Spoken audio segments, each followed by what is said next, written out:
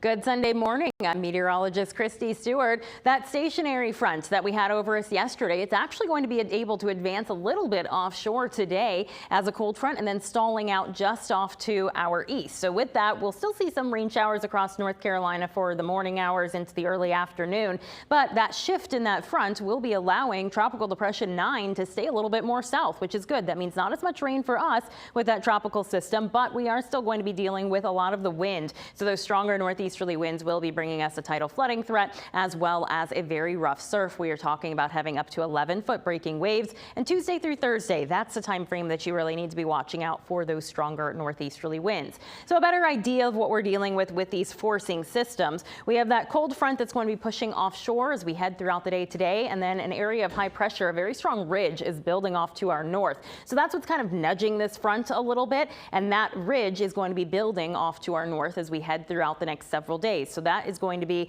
forcing this front to stall out as it's between that area of high pressure and that tropical system that's developing. And then that front is going to be acting as a forcing nature for this tropical boundary or as a boundary for that tropical system to ride along. So it's going to be forced to go to the north until it can't anymore. Then it has to go off to the east. It'll be able to take that turn to the east once Umberto makes its way a little bit farther north. So a lot of forcing factors that will be happening as we head into the beginning of the work week. But bottom line, we're not going to be seeing as much rain as it was looking like with that tropical system, as it looks like that system will be forced east a little bit farther south, making that movement, that turn. So here's Hurricane Umberto right now, and then we also have Tropical Depression 9, which will likely soon become Tropical Storm Imelda. They're very close to each other in the Atlantic, relatively, I guess we could say, out there. As we take a look first at Hurricane Umberto, it's a Category 4 hurricane with sustained winds 155 miles per hour. That will be staying in the Atlantic the entire time, which is good news. It'll be tracking just to the west of Bermuda as a Category 3 hurricane. So it'll be directly off to our east as we head into your Tuesday afternoon and into Wednesday morning. And then it's going to be continuing to track to the northeast, again, staying in the Atlantic the whole time.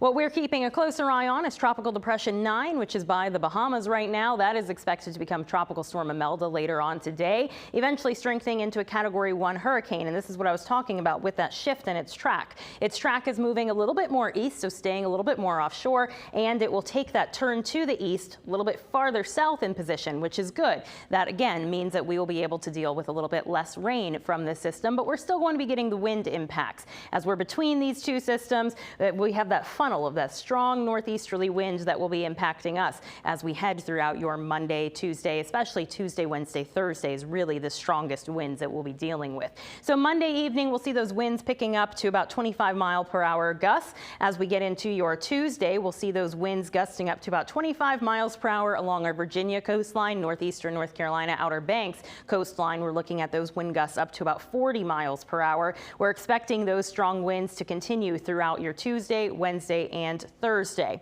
Now let's take a look at, and that will be bringing us some tidal flooding as well as bringing us that rough surf with those 11-foot breaking waves. Now, how much tidal flooding we'll see, that is still a little bit up in the air, at least nuisance tidal flooding starting Tuesday afternoon. Beyond that, we'll continue to keep you updated. We haven't seen those forecasts coming in just yet.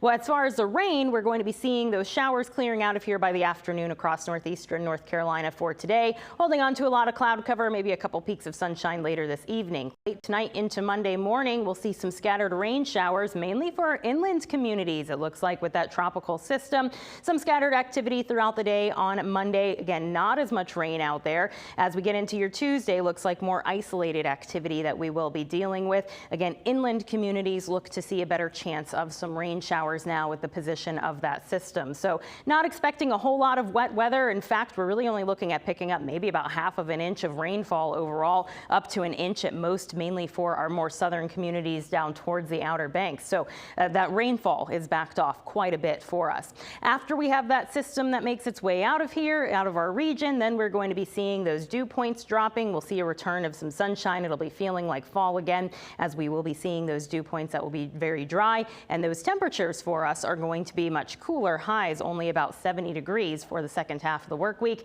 and we'll be able to see the return of some sunshine.